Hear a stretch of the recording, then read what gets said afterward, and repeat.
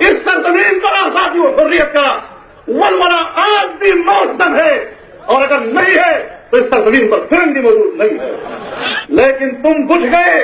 اور یہ شمع آج بھی زندہ ہوتا زندہ ہے۔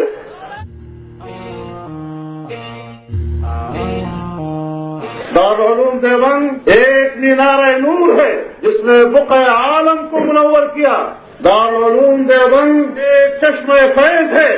جس سے آج بھی عالم انسانیت اپنی تشنگی بجھا رہی ہے، اور آج بھی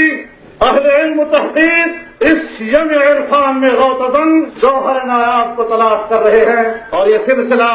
انشاءاللہ العزیز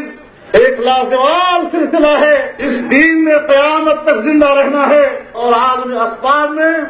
انشاءاللہ العزیز یہ معہد دینی اور یہ چشمہ فیض اس کی بقا عظیم الشان سبب ثابت ہوں گے۔ ہمارا حق ہے کہ ہم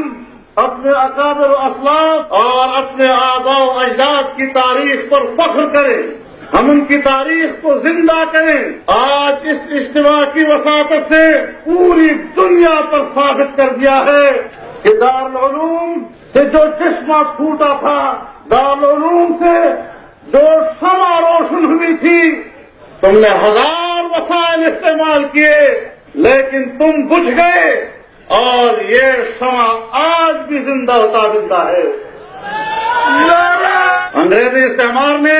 اس سرزمین سے قرآن کو مٹانا چاہا، انگریزی استعمار نے اس سرزمین سے حدیث اور فقہ کو مٹانا چاہا، انگریزی استعمار نے آزادی و حریت کا جذبہ اور احساس ہمارے دلوں سے نکالنا چاہا، لیکن آج اس سرزمین پر قرآن بھی زندہ ہے، اس سرزمین پر حدیث بھی زندہ ہے، اس سرزمین پر فقہ حنفی بھی زندہ ہے، اس سرزمین پر آزادی و حریت کا ولولہ آج بھی موجود ہے، اور اگر نہیں ہے تو اس سرزمین پر فرنگی موجود نہیں ہے۔ ہم آج بھی اس اجتماع کی وساطت سے عالمی قوتوں کو یہ پیغام دینا چاہتے ہیں، اسلام کے خلاف بدنام زمانہ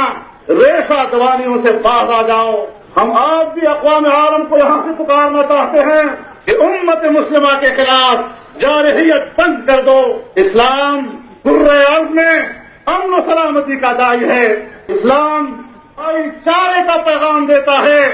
ایک ایسا اسلام جس کے احسانات یورپ پر بھی اسی طرح ہیں جس طرح کے سرزمین عرب اور ایشیا پر ہیں، ایسا دین، ایسی امت جس نے یورپ کو بھی سرور بخشا، علوم و فنون سے نوازا، ان کو تہذیب عطا کی، لیکن آج یہ احسان فراموش یہ تمام تر جارحیت کا نشانہ اسلام اور اہل اسلام کو بنائے ہوئے ہیں۔ ہم جب فلسطین کے مسلمان کی صورتحال کو دیکھتے ہیں، ہم جب چیچنیا کے مسلمانوں کی صورتحال کو دیکھتے ہیں، ہم جب کوسوو میں البانیہ نژاد مسلمانوں کو دیکھتے ہیں، ہم جب بوسنیا میں سربوں کے ہاتھوں مسلمانوں کے قتل عام کو دیکھتے ہیں، اور آج